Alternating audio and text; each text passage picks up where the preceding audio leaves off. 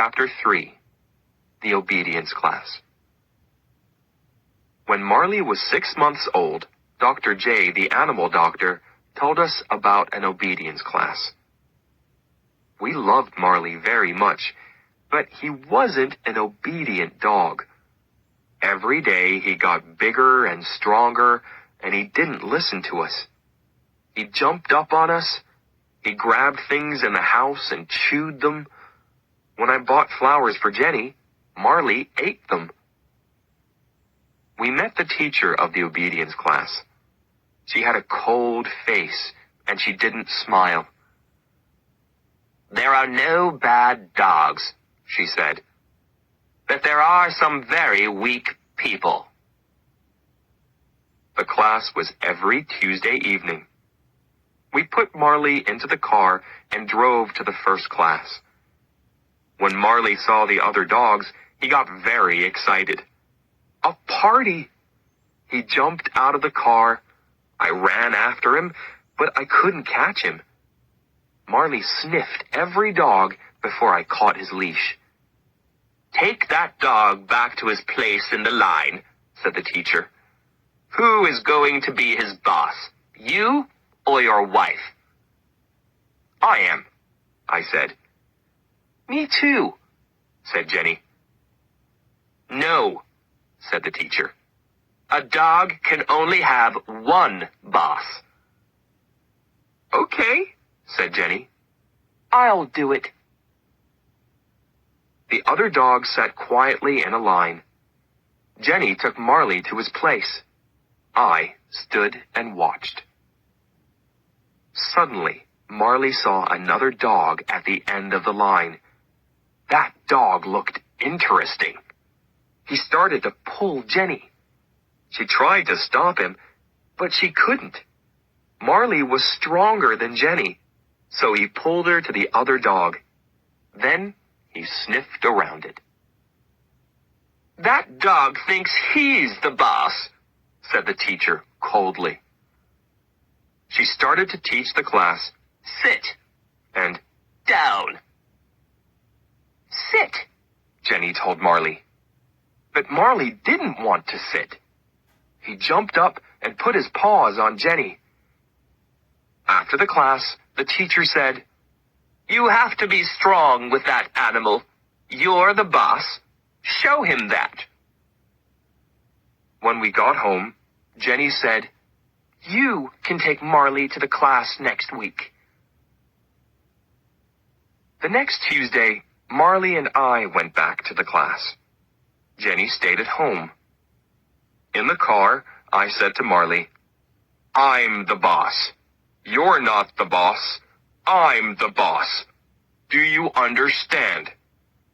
But Marley only looked at me and wagged his tail. Then he tried to chew my hands. In this lesson, the dogs had to walk quietly next to us. It was a very important lesson for Marley. When he went for a walk with Jenny and me, he always pulled us. The teacher gave us chains. "Put the chain over your dog's head," she said. "When he pulls you, pull him back with it. It will hurt him, so he'll stop pulling." I tried to put the chain over Marley's head, but Marley, of course, got very excited. A new game! He grabbed the chain with his teeth. I tried again, but each time, Marley grabbed it. In the end, I got the chain over Marley's head and started to walk with him. When Marley pulled in front of me, I pulled him back with the chain. But then he pulled away again. "Here," said the teacher. "I'll show you." She took Marley's leash and started to walk with him. Marley pulled the chain, and the teacher pulled him back. But then Marley pulled the chain again. This new game was great. Then Marley saw me. He started to run to me, and he pulled the teacher after him. Marley was bigger and stronger than the teacher, so she couldn't stop him. She was very angry. After the class, the teacher said, "Your dog isn't ready for this class. He's too young. You can bring him back in 6 or 8 months." "Are you telling us that we have to leave the class?" I said. "That's right," she said. "You have to leave." Because Marley couldn't go back to the class, I started to teach him at home. But it was difficult. Marley wasn't a fast learner. We had another problem with Marley. In Florida, there were often thunderstorms. Marley was afraid of loud noises. He went crazy in a storm. He broke things and made everything dirty. After each storm, Marley quickly forgot about it. He was happy again and wanted to play. But in the next storm, the same thing happened. He was afraid, so he went crazy again. We talked to Dr. J about the problem. Dr. J was young, and he understood dogs very well. "What can we do?" we asked. "When Marley gets crazy, he breaks things. One day, he'll get hurt in a storm." "Marley is 7 months old," said Dr. J. "I'll neuter him. Then he won't get so excited. He'll be a quieter, happier dog." I thought about that. "Oh," I said, "I don't really know." "Yes," said Jenny. "That's a great idea."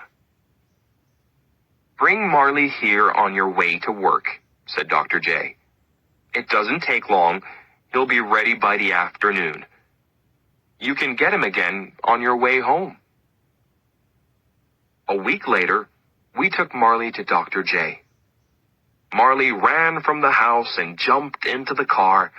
He was very happy. He loved to go out with Jenny and me, his 2 best friends. Jenny drove, and I sat next to her with Marley. He pushed at the window with his nose. He wanted to sniff outside the car. I opened the window, and Marley put his nose outside. "I feel sorry for Marley," I said to Jenny. Then I looked at him. His front paws were out of the window. "John," said Jenny, "what's Marley doing? Please be careful." "He's fine," I said. "He only wants to put his head outside." Marley put his head out of the window. Then, suddenly, he pushed his front legs out, too. He tried to jump down on the road, but the road was very busy with cars. "John," shouted Jenny, "hold him!" Jenny tried to stop the car, but she couldn't. The other cars drove around us very fast. It was very dangerous. Now, Marley's front paws were down on the road. He ran next to the car. I grabbed him by his tail, and Jenny stopped the car. "Now what?" I shouted. I couldn't pull Marley back into the car. I couldn't open the door. I couldn't get my other arm out. And there were cars all around us. The other drivers looked at us angrily. Jenny opened her door and got out of the car. She ran around it and grabbed Marley. I opened my door and got out too. In the end, we got Marley back into the car. When we got to Dr. J's, I took Marley inside. He sniffed everywhere. Then he pushed over a table with magazines on it. I gave Marley's leash to Dr. J. "Please neuter him as quickly as possible," I said. "Please." That evening, when I took Marley home, I saw a change in him. He wasn't excited and crazy. He moved quietly and slowly. Good, I thought.